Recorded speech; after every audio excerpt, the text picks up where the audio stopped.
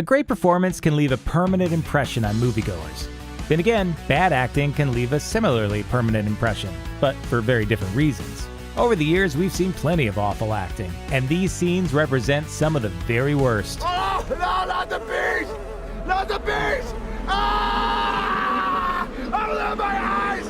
My eyes! Ah! Ah! Here are some of our favorite poorly acted movie scenes. Power of Law.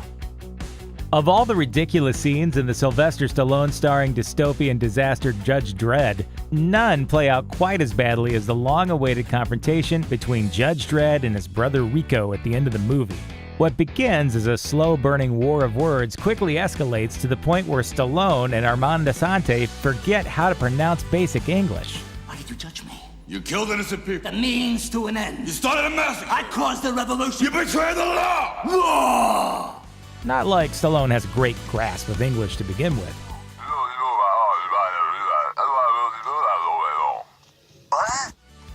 What kind of places?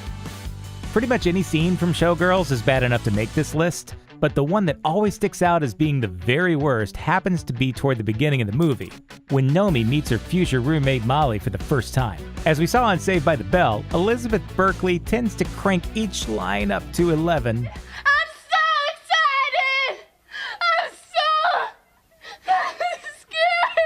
Berkley might have been channeling that very scary moment when performing in this scene, when she vigorously files her nails, violently stabs her beverage, and pours ketchup over french fries as if she's auditioning for a commercial about anger management.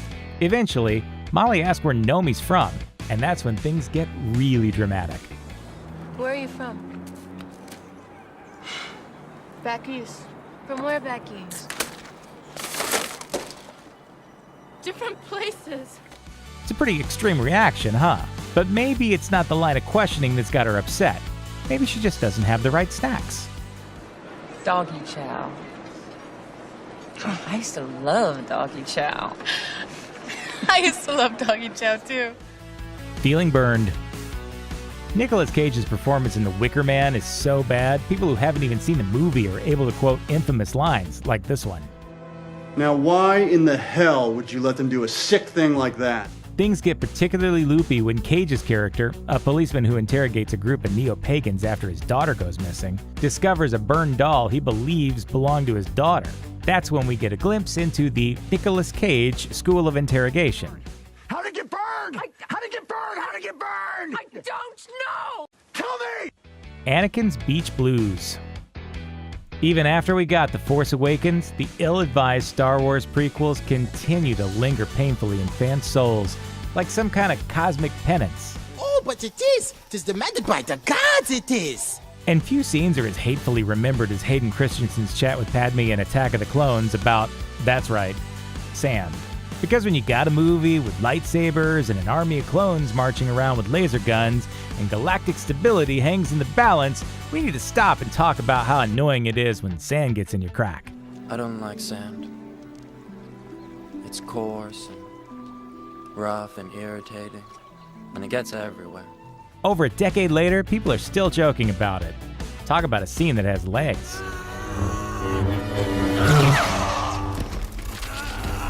Ooh, just realizing about that whole has legs thing. Really insensitive. Sorry about that. What's happening? What do you do when you try to calm down a crazy lady? You deny her accusations with the convictions and believability of a 4-year-old boy. At least, that was Mark Wahlberg's plan during his confrontation with Betty Buckley in M. Night Shyamalan's The Happening. Planning on stealing something? No, ma'am, we're not. Plan on murdering me in my sleep? What? No.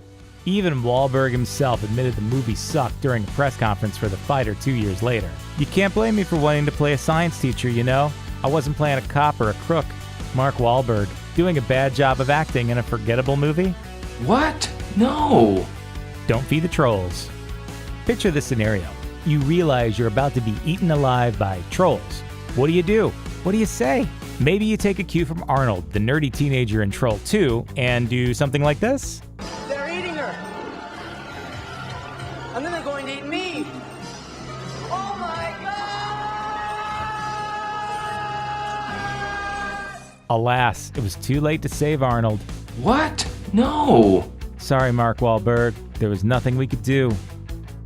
And of course, The Room.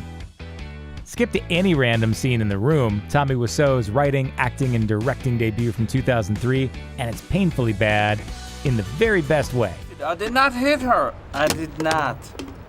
Oh, hi, Mark. This film is so poorly constructed that it's been dubbed the Citizen Kane of bad movies, making it hard to narrow it down to just one laughable scene. Chicken, Peter, you just a little chicken. Chip, chip, chip, chip, chip, chip, chip. But the most popular, best of the worst moment came when Wiseau's cuckolded Johnny confronts his thought-to-be cheating fiancée Lisa in this now iconic exchange. You are lying. I never hit you. You are tearing me apart, Lisa! Believe it or not, according to Wiseau's co-star and friend Greg Sestero, the moment was inspired by James Dean, who uttered a virtually identical line in Rebel Without a Cause. You're tearing me apart! You are tearing me apart, Lisa! Who performed it better? We think it's time for Tommy to celebrate. Do you want me to order a pizza? Whatever, I don't care. I already ordered a pizza. You think about everything. Thanks for watching. Subscribe to our YouTube channel to watch more videos like the one you just saw. And leave us a comment to let us know which scenes you think we should have had on this list.